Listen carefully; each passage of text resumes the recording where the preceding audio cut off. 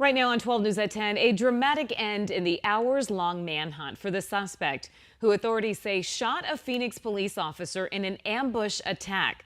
A police SWAT team confronting the suspect on the roof of a home before he eventually surrenders. All of this started shortly before 10 o'clock this morning when police say the gunman, armed with a rifle, opened fire on the officer as she was responding to a different call.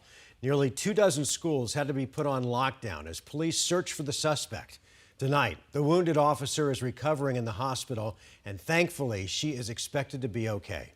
Good evening. Thanks for joining us. I'm Mark Curtis. And I'm Kariba Devine. The ambush attack happened near 7th Avenue and Broadway Road in South Phoenix. Team 12's Bianca Bono is live near the scene with an update on the investigation. Bianca.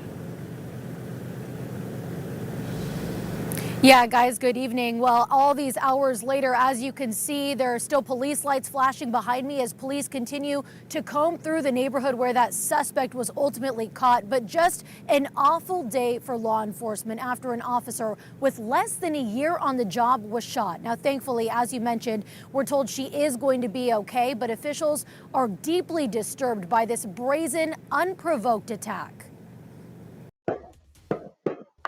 A camera from a home near 11th Avenue in Atlanta capturing the sound of a Phoenix police officer ambushed in broad daylight.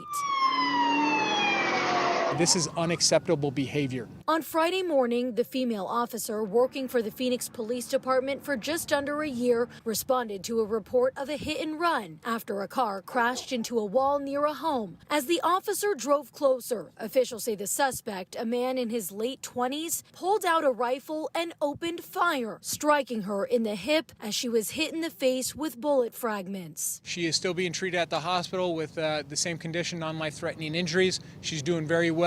As the suspect fled, a massive manhunt ensued. 23 schools put in lockdown as police helicopters patrolled in the air, while special assignment units searched the ground, checking every corner of the surrounding neighborhood. I'm right up the street from here, you know, and I don't want to see anyone else get hurt. Who knows that if they're probably even in my backyard?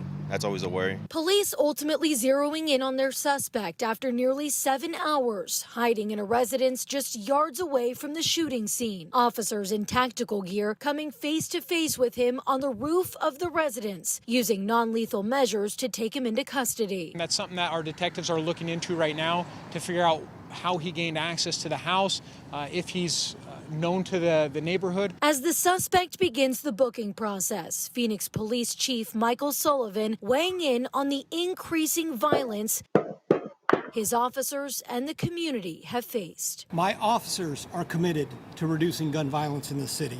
I'm asking the community to partner with us in that effort. And Phoenix police tell us they'll release the suspect's name and more on his background tomorrow. Again, that officer is recovering in the hospital tonight, surrounded by her squad and her family, and we are told she's doing well. We're live in Phoenix. Bianca Bono, 12 News. Bianca.